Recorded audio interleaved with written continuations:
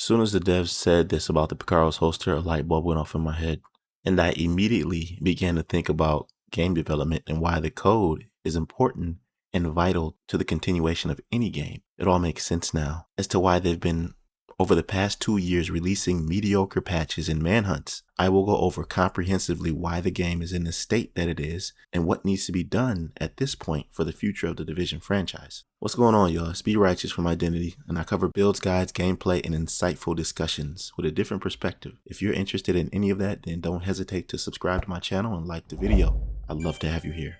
And the purpose of this video in particular is to help you all as gamers understand or get an idea of how programming works in games. Because there are those of you who are patient and realize that things take time, and some of you who always complain about what the devs are not doing. So I genuinely believe that I have a good idea about what's going on. And you know what? It feels good to somewhat be in the loop.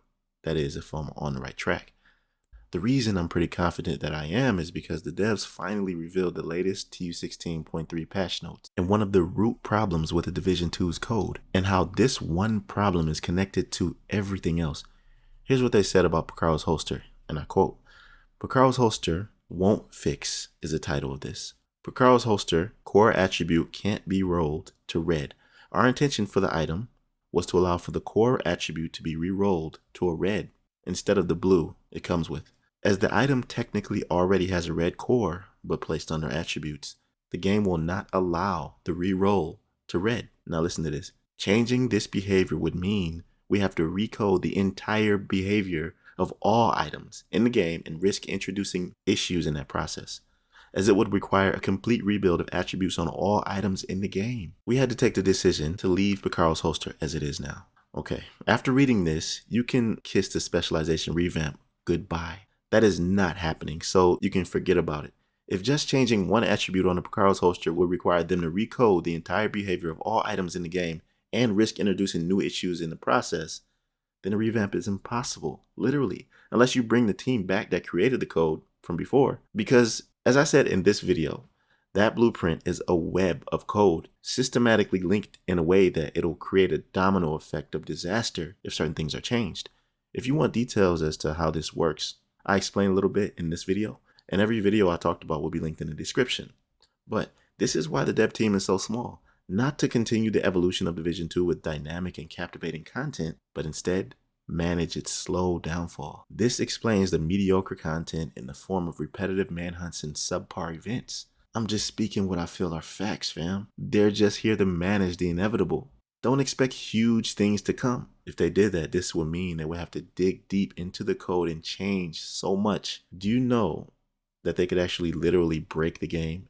And I mean in a big way. They only do things that are safe by adding gear, weapons, and the countdown game mode. Mind you, adding things doesn't change the code much. Like if they add the Dr. Home exotic rifle, for example, there are already tons of weapons that have a similar functionality and similar code that the Dr. Home can do. So it can be slotted in with relative ease, not changing much actually. But continually adding stuff does present an issue as well. Oh man, it's all making sense. I even talked about this before when I discussed how adding new stuff without fixing the old stuff is causing more problems than not. Them trying to fix the older gear and talents will literally break the game.